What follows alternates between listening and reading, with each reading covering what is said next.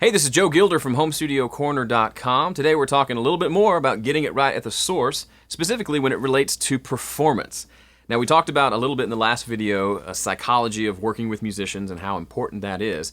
And once you start actually hitting the record button, there's one decision that you need to have made before that happens. Or you can quickly wear the musician out and the session can go badly. And that is, you gotta decide, and requires you to actually talk to the musician, are we gonna do full takes of recording, or are we gonna do a lot of punch-ins? Full takes, or are we gonna do some punching?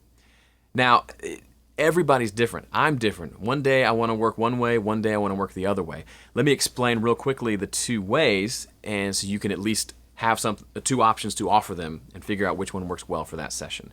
Okay, so full takes. That's the way I probably started out working. It's the most natural. It's kind of the easiest to pull off.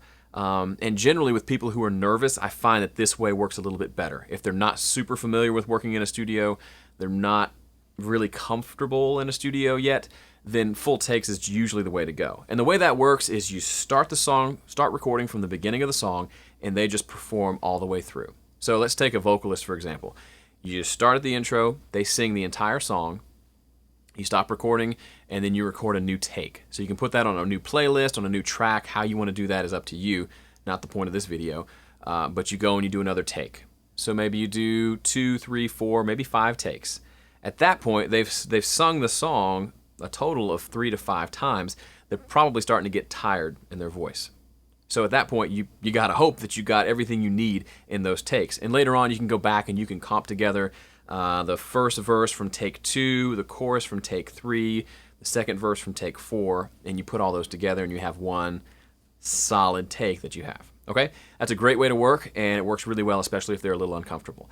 The other way, using punching, is really fun and is actually a lot faster and will save you a lot of time down the road, but you have to do it right. So the way this works, and this is the way I did the vocals on my last album, Help of the Helpless. So it requires a little more finesse, and it requires it to be a little more comfortable, but it actually works really well. And so the way this works is you just start recording the song. So you hit record on the intro and you sing until you screw up.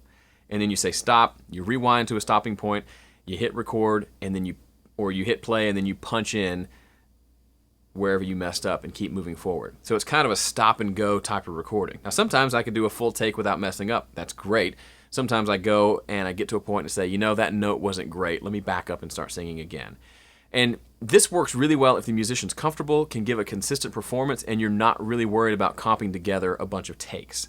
It saves you so much time during editing. My brother-in-law, the bass player, Joel, we do the same thing with him.